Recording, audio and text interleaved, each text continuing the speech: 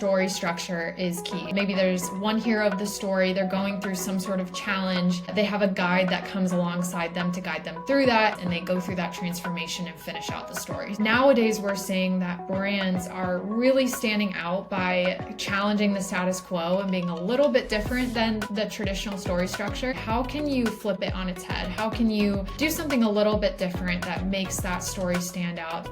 Welcome to Marketing Happy Hour. I'm Cassie, consultant, podcaster, and your host.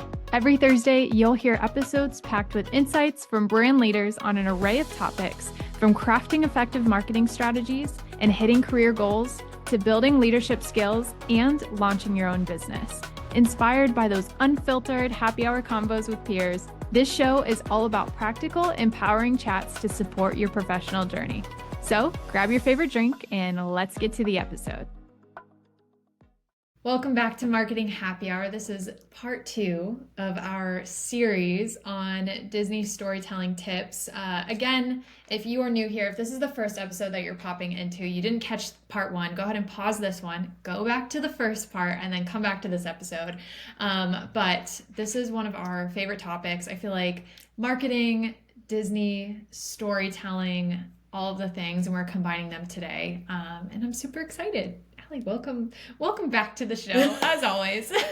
Thanks, Cass. We've got our Disney vintage if you're watching the video. We've got like some of our favorite pieces on, which is super exciting. And we've already gotten some really good response on the first episode, so part 1 of this. So as Cass mentioned, definitely go check that out if you haven't listened to it already.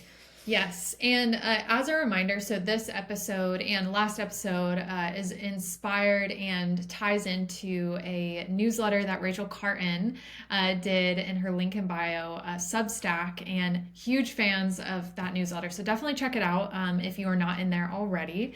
But she highlighted the stories and the lessons from Jonathan Hurwitz, who was a part of Disney. He worked there 10 years writing for the company. And so he's pulled away a lot of these different strategies that we can apply to social, because as we all know, social is a form of storytelling. The content is a form of storytelling. And so what can we take from this massive, successful company that has told numerous stories over the years and apply that into our work in marketing? So excited to dive even deeper into that. And also shout out to Jonathan. He did comment on our recap Yes. Of the first episode. So super excited to just have his support on this. And the essay was fantastic. So yeah, excited to share the last 5 tips. Yes. Yeah. So again, we did 5 in the previous episode and we have 5 today.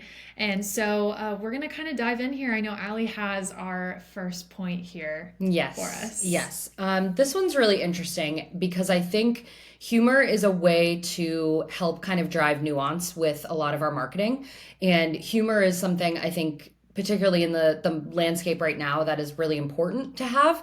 It's obviously an incredibly difficult time across the board in terms of like how we're dealing with just societal issues in general. And so humor is a way to kind of cope with all of that, right? And so this tip particularly centers around comedy. So comedy equals both truth and specificity. And there's a moment here that Jonathan references from Inside Out, actually, in as the working definition of good comedy. So we're inside the dad's head in the movie, if you have not seen it, spoiler alert, and his emotions, so anger, sadness, joy, etc., are scrambling to kind of respond to a question from his wife at the dinner table. And one of the dad's inner voices panics and he's like, oh no, she's looking at us, like, play it cool, act like you knew, you know? And the reason that we find this so funny as an audience is because it's true. It's highly specific. And like most couples have probably experienced that at some point, right? It's like you miss the sort of like, emotional cue or physical cue. And so it's kind of hard to tell people how to be funny, but when producing this content, it really helps to be as true and specific as possible with it so that people can actually resonate with that and resonate with that comedy particularly. It comes from those like nuanced, small, kind of oddly familiar details that you want your audience to kind of feel like, wait, like I see myself in that, or that's me. The more you can kind of tap into your audience in that way to evoke that feeling of a shared experience, the more likely it is to spark a connection and in turn, just more interest in your brand, right? Give your audience the opportunity to make them feel like they're a part of the story. Yeah. And I think some of this goes into play with in your brainstorms. If there's something that you've faced or thought around a story or a product or whatever, chances are someone else has thought of that. And 100%. so being able to kind of tap into your own experiences and how can I share this and bring it to life. And also, comedy is another one too. Like if you found something funny and something happened that was funny in your life, like how can you maybe retell that story through social or just share it? There's a number of examples here. There's also just like meme culture and all of this For stuff sure. and puns and things that you can throw into your content that, again, if you find it funny, chances are your audience may relate to that as well. So, yeah, something to remember there. But tip number 7 is that there are no new stories. True or false? I don't know. What do you think, Allie? Ooh, I can see this kind of both ways, and Yeah. I think that's the point of the question is Mm-hmm. like I can see an argument for yes and I can see an argument for no. Yes. Given sort of how we are consuming different stories these days Correct. and based on the different media that we Yep. consume them in. Yeah. Absolutely. Yeah. No, it definitely is kind of both. Like a lot of the stories that we know and love, like specifically thinking of Disney too, it's kind of a retelling or it's an inspiration from these other stories, like quite point blank, right? So, for example, Cinderella is a previous story that was written many, many years ago. Disney brought that to life in a new way. And same with numerous other movies as well and television shows. And so I think, another example too is Wicked. We talked about Wicked in the For last sure. episode. It's a very relevant example. It is a movie based on a Broadway show based on a book. And so taking just kind of timeless content and re-envisioning it and retelling it and putting your own unique spin on it, I think that's the key as well. Is it's okay to look at other brands and to look at other areas for inspiration when you're creating content, but it's all about how you can put your own unique spin on it. So yes, pay attention to the competitive landscape. Yes, pay attention to what things are happening on social in general, but try not to point blank obviously copy that content. But again, what is a unique way that you can tell that story, or even, which we'll talk about in a little bit, story framework, and kind of use that framework to tell your own unique story as well. The other thing maybe too that could work as well in this sense is using your team or a consumer to tell their own story. Again, maybe Yeah. the format or the story you're telling is not unique or different, but the emotion that they're feeling behind that story or the way that they're thinking about that experience of the story that you're telling could be unique to them as well. So again, inspiration is great. See what you can kind of take away from things that you've seen in the past, but put your own unique spin on it. It should be authentic to you and your brand as well. So For sure. And I think one of the things and one of the ways that you can do this is within our eighth tip, which is on theme. The writer of Inside Out and Inside Out 2, Meg LaFave, I'm not sure if I'm getting that right, hopefully I am, says basically that you should be able to summarize the theme of a TV show or a movie in one word. And then when you say that word out loud to your audience, like they should feel it, like in their gut. They should know that that's what it's about. Themes are really emotional and really personal. And it's funny because as I was prepping, particularly for this episode, and thinking about Inside Out and Inside Out 2 and how they made me feel, I felt it like in my gut. As someone who's a huge fan of those films and sort of the emotional tie and resonance that I have with them, I really felt the loss of innocence from Inside Out, and I felt the rise of anxiety as a teenager in Inside Out 2. And particularly those elicited that sort of emotional response from me because those were the themes of the film, right? And our social accounts can have those themes too, whether it comes down to the aesthetic or the vibe. And I encourage you to try this. Like if you follow an account that you really love, see if you can identify like what is so appealing about that account. What emotion does it evoke from you? What is the vibe that's so appealing? Is it their authenticity? Is it the way that the feed looks? Is it humor and relatability? Chances are it's probably a mix of these, but from a theme perspective, there should be that sort of one core element of it that is driving your interest. And try to mimic this for your brand social account. What theme or what vibe are you giving that helps you kind of own your corner of the internet? We've talked a lot about that sort of unique POV, right? That is very closely related to what this theme conversation is about. So what helps you sort of own that place on the internet, it makes you stand out amongst the other brands. Yeah. And this is why, going back to my previous tip, is inspiration's important, and looking at what the competitive landscape looks like is critical, just to keep tabs on that. But you don't want to get so lost in that to where you lose kind of that common tone and theme and voice of your brand. And so always staying in your lane, like what is your unique voice, branding visually, but also verbally, like how are you going to hone that? And again, to Allie's point, I think becoming known for what that word is. Like you say that one word and you think exactly of that brand immediately, or vice versa. And that's huge. For sure. So going into tip number 9, we talk a lot about this on the podcast. I'm a huge fan of StoryBrand. It's a marketing storytelling framework that I use a lot in my work, but it's this concept that story structure is key. So a lot of Hollywood films have a similar structure. Every time you watch a movie, you kind of catch it. You know, that maybe there's one hero of the story, they're going through some sort of challenge. They have a guide that comes alongside them to guide them through that. They're navigating that journey. It kind of gets to a climax, and then something happens, and they go through that transformation and finish out the stories. It's very similar, like, for example, Star Wars. You know, Luke Skywalker would be the hero of the story. Yoda's kind of that guide that comes alongside him. They're going through this transformation. They're going through this journey. And so we can pull from that in order to apply a similar story structure. And that's kind of the traditional structure, which is good. However, nowadays we're seeing that brands are really standing out by challenging the status quo and being a little bit different than traditional story structure. And so thinking about, you know, if you do come up with a story, how can you flip it on its head? How can you do something a little bit different that makes that story stand out, that piques interest, and that gets people staying around for more? We talk a lot about serialized content. So maybe it's expanding that story across a number of different posts over time. And so again, I think taking the time to really understand what those traditional story rules are, and then how can you break them. We referenced in last episode that there's this idea of kind of teasing what's to come. So teasing the end of your story at the beginning of a piece of content to keep people engaged throughout the whole post. Things like that are just slightly different, that you can kind of, again, spark interest. People's attention spans are so low. So how can you engage people just by doing something a little bit uniquely you as well?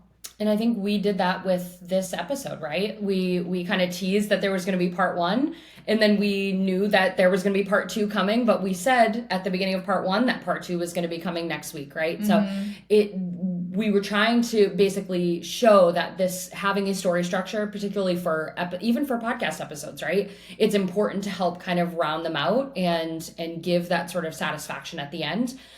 Because that keeps people engaged and keeps people excited about what's to come. Yep, absolutely.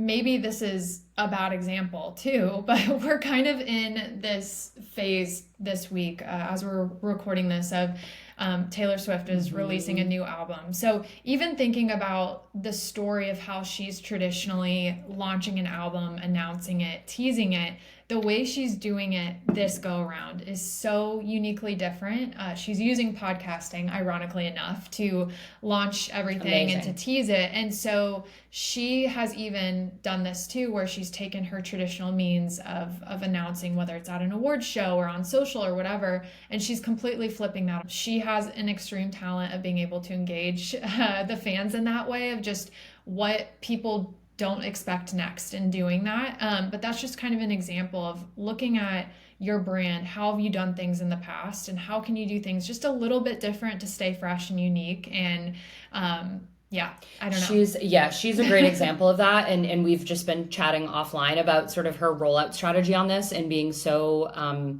interested and excited about the fact that, first of all, she used podcasting like as a kind of primary way to get this out.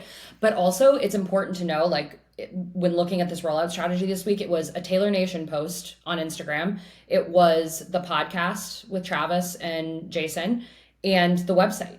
other than that, like everything else that has come from her rollout has been completely organic. So think about all the brands that have gotten in on this. Instacart has gotten in on it. Shout out Instacart, we love them. Jeff's Bagel Run, which is a local bagel chain here in Florida. Jeff's. That post went off for them. I mean, you can count the brands that have gotten in on this already in the last 2 to 3 days.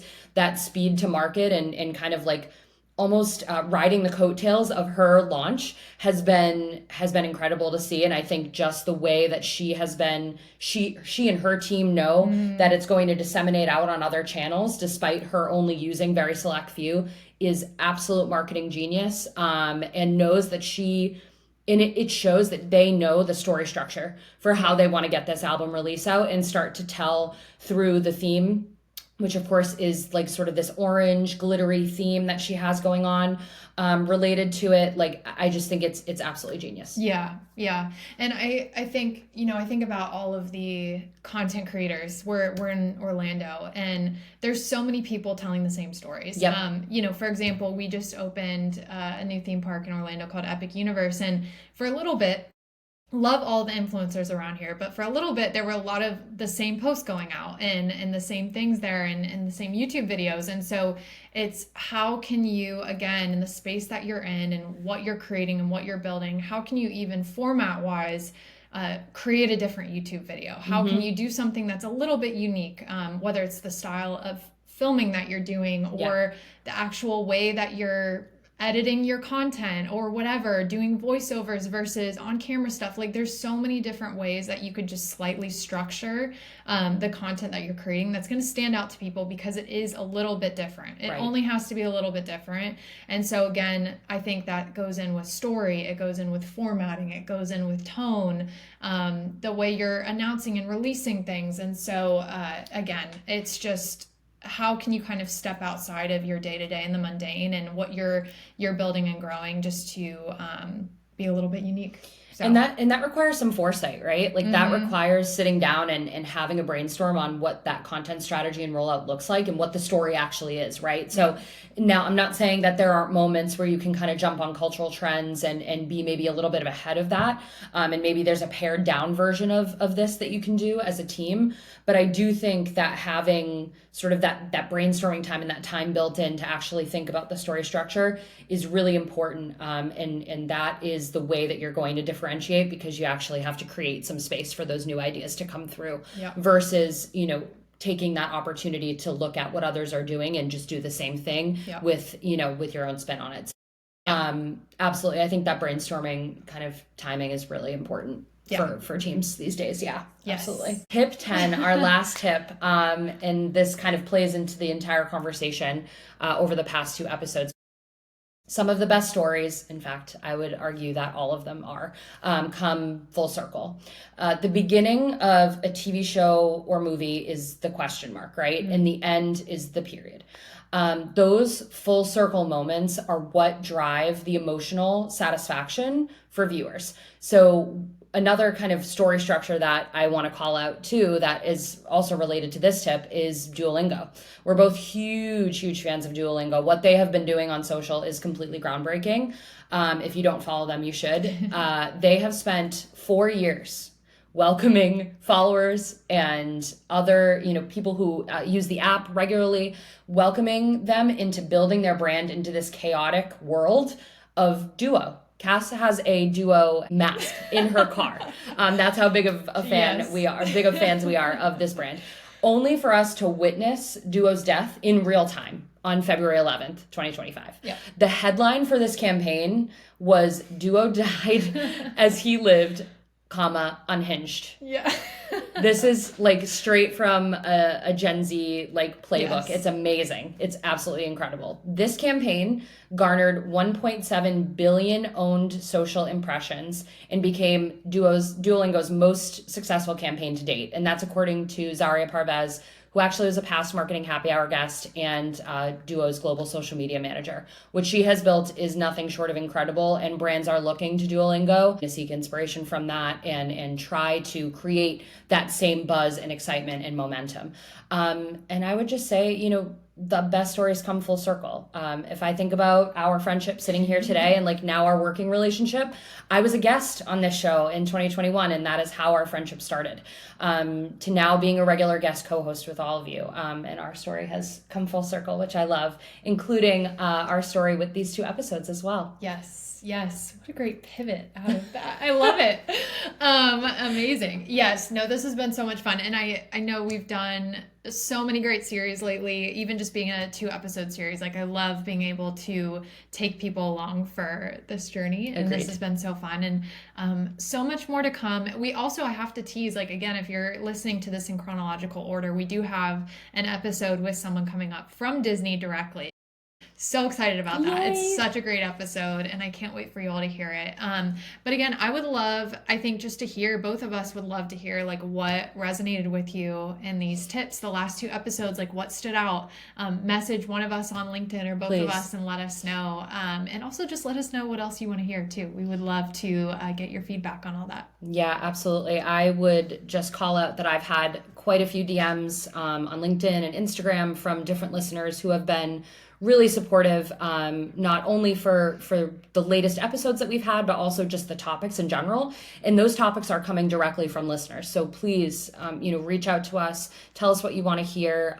We're excited to be able to give that content back to you in real time. And stay tuned. We have so many exciting things in the works in the next few months, leading into the second half of this year. And I cannot wait to share more. Yes. Stay tuned. Thank you for listening as always, and we'll see you next week. Thank you so much for tuning in to this week's episode. If you enjoyed this conversation, I would love your feedback. And if you're ready to take things to the next level, sign up for my weekly newsletter in the show notes. You'll get weekly career and marketing insights straight to your inbox. And if you have an idea for a future Marketing Happy Hour episode, shoot me an email. hello@marketinghappyhr.com. Thank you again, and I'll see you next Thursday.